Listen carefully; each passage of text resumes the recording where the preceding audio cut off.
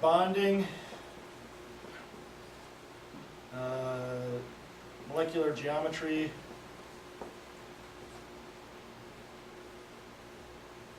intermolecular forces,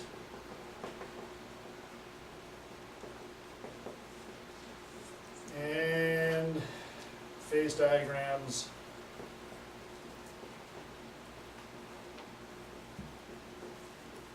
and solids. So that's what we're going to cover in September through January. Yep. So you forgot a letter for gases. Oh, geez. Hey. We'll get to that later. So this is the same stuff that is covered in Chemistry 103 at Madison. So if you show up to Madison next year, you're going to go through all these topics. If you go to Oshkosh,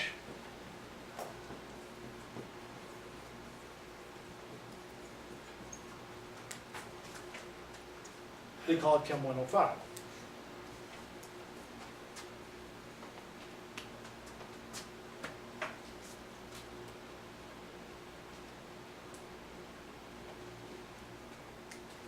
From January to May,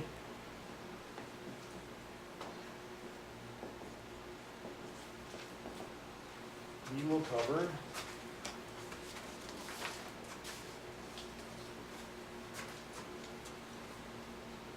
kinetics, equilibria, acids and bases, electrochemistry,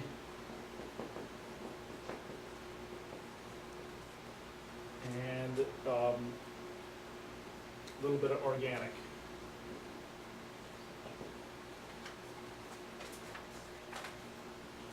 A lot of this stuff over here you've had before. You've had the mole, you've had stoic, you've had gas laws.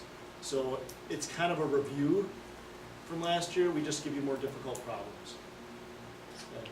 So it's not like some secret thing about the mole I didn't teach you last year. It's just doing more problems with the mole. Yeah. So basically a lot of the stuff we did last year but harder? The math problems are hard. Okay. At least this. We really actually don't quite. There's some new stuff in thermochemistry. Actually, all of thermochemistry is new to you. And oxidation reduction is new to you. But the rest of these stuff should not be new to you. It's just that we're going to go more in depth. All of this stuff should be new to you. Second semester, that's all new. That's just physics. And this is Chem 104 at Madison. And this is Chem 106 at Oshkosh.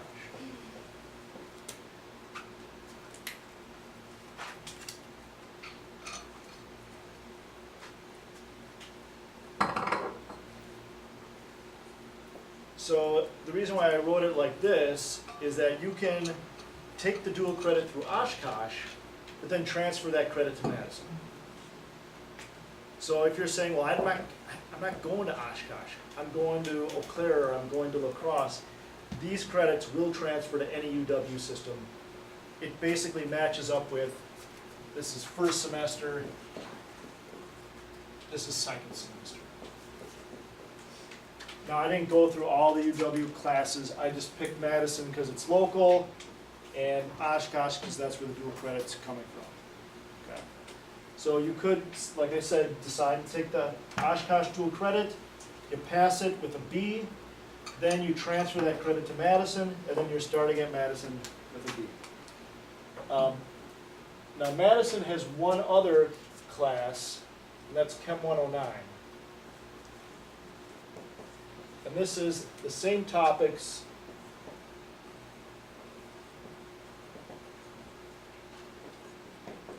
but for students who took AP.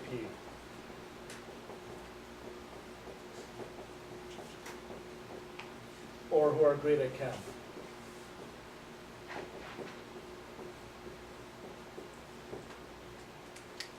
Chem 104 tends to be like your nursing students, your botany students, your geology students. Chem 109 is basically you guys. Engineers, pre-med, electrical engineering, chemical engineering, material science, like all the, we would say more the physical science. This is if you just need some. Okay, so that's where, you know, it's really hard for me to advise you as to what to do. I don't know your financial situation. I don't know what your major is, where you want to go. So I'm just trying to give you a bunch of info, and that your parents then can watch it and think about, okay, does this make sense for you and your family? I think for some people, maybe getting credit for first semester might be a good idea. You know, if you want to be a botanist, you might just say, well, let's get it out of the way. Or you might say to yourself, you know, I really actually don't want to go on in science, I just want to go into business. That actually might be really good for you to take both semesters and just get it done with. That would save you money. If you're going to go into business, you can get your science credit out of the way, and then you're done. And that would save you a lot of money. However, if you're going to be something like an electrical engineer or chemical engineer, you're probably going to be taking this class, and this course does not transfer to that course. So only these two are equivalent, and these two are equivalent. So even though the topics are same, they go much more in depth. So if you got the dual credit for 106, you might have to take this course anyhow. Because I know at Madison, if you're going to be a chemistry major, you got to take 109. You can't take 104. Okay? So now questions. Yeah. How easily do the Oshkosh credits transfer from Penn to Out of state, all bets are off. No idea. So you'd have to contact them. And then it also comes down to, is it a good idea to, so suppose you did the dual credit and you get 5 credits for this, then in college you could start with this. I've never had that option before. So I don't know, I'm intrigued by it because on one hand, you will have all these topics. We're going to cover all this stuff, so it wouldn't be new to you. You'd have a good background in it, so maybe it's worth it getting 5 college credits and starting with second semester chemistry as a freshman in college. What I don't think is a good idea is starting with second year chemistry. And I've only had a couple students do that in my career where they got a 4 out of 5, or 4 or 5, and they started with second year organic chemistry and they got a B. And I don't think that looks good starting with second year chemistry and getting a B. I would rather you retake these and get an A when things are curved, you're away from home for the first time, and guaranteed your boyfriend or girlfriend is going to break up with you right before the exam, so you're not going to be focused on your studies, but you won't have to worry about it because I would have already taught it to you. So you can just walk in and have no problems.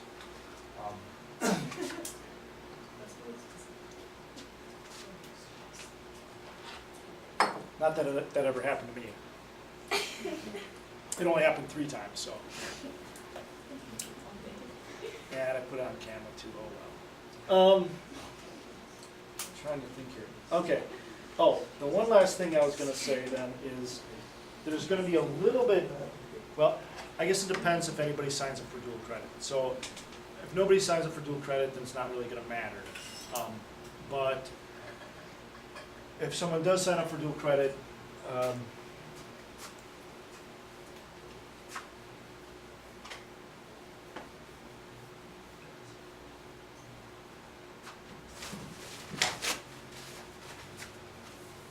maybe this would be a good time to hand out the syllabus. Then you can, this is written in the syllabus, and this will follow along.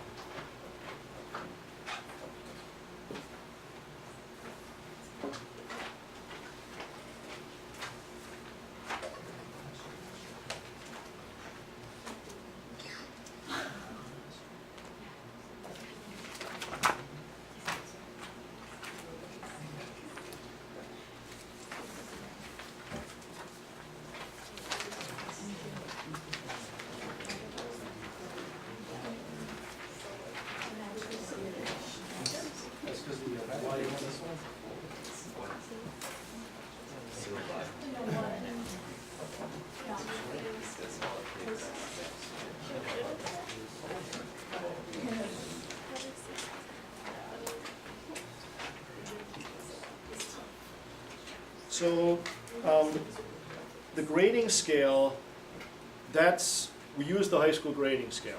We have to use the high school grading scale. We can't use any other grading scale except the high school grading scale. Homework is 10%, labs 40%, projects, tests, quizzes 50%. Okay? We'll come back to homework in a little bit. I want to skip over to the second page where it says AP Chemistry. Tests, exams, and quizzes. So tests, quizzes, and projects will compose 50% of your grade. There are no retakes on your tests. Okay? Now this is for AP Chemistry. Meaning you're trying to get credit by taking the AP test. If I give you a short little quiz, it is not curved. Okay? Tests, chapter tests are curved, and they are curved according to the following curve.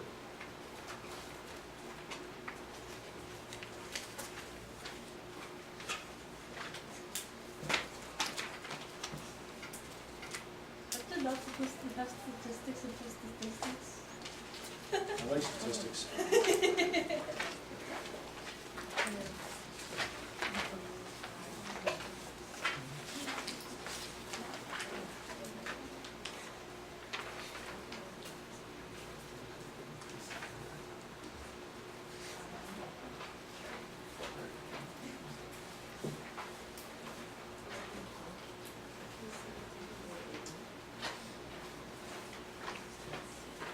So if you decide, I don't want to do the dual credit, it's not for me, at the end of every chapter, you'll have a chapter test, kind of what you're used to, and the tests are difficult, but they get curved according to this curve.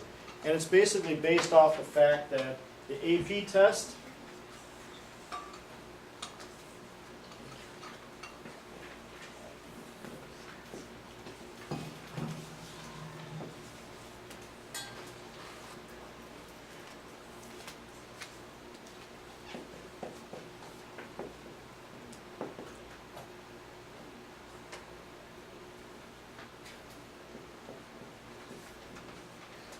so if you get a 67% on the AP test in May, that's a 5. If you get a 53%, that's a 3. Okay? For those of you at statistics, the AP exam is a traditional normal curve. If you get half of the material correct, you are in the middle. Boom. That is a very big disconnect for all of you because you've all been getting every single question right on all your science tests since kindergarten and the extra credit ones. That will not happen anymore. Okay? When you take the chapter tests, if you know 70% of what's on that chapter test, you're a god or goddess. Most of the time, you're going to be getting about half of it right. But the curve then translates into, it adds about 20% onto your grade. Not quite, it's about. So let's say you get a 53% on the test, then your real grade would be about a 73. If you got a 67% on the test, then your real grade would be about a 87%. Okay? So it adds approximately, there's a nice little equation there for you that's used. So that's why I said most people get A's and B's in this class. The only people that don't get A's and B's are the people that don't turn in their labs or stop coming. Okay. So the chapter tests are hard, and they're curved. The questions are all written by the AP Chem company. So when I give you this chapter test, they're all questions that have appeared on AP Chemistry exams. So I'm not writing the questions. Okay. So they're pretty difficult, but you'll get better at them. Trust me, you'll get better at them. Now, if you take the dual credit, you don't have to take the chapter tests. And that's where it's, if you go down to number 6,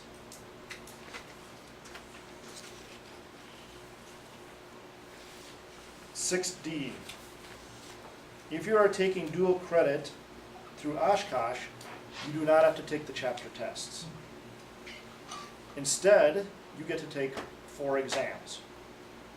They're all 30 multiple choice exams, and you get 30 minutes to take them. Okay? If you decide to do the dual credit, I'm still going to encourage you to take the chapter tests, even though they wouldn't count towards your grade, because they will prepare you better for college. Okay?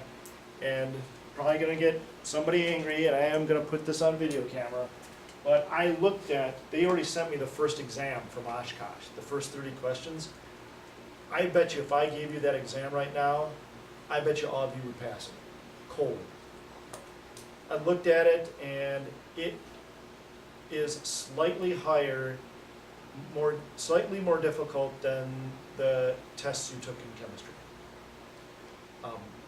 So why the difference?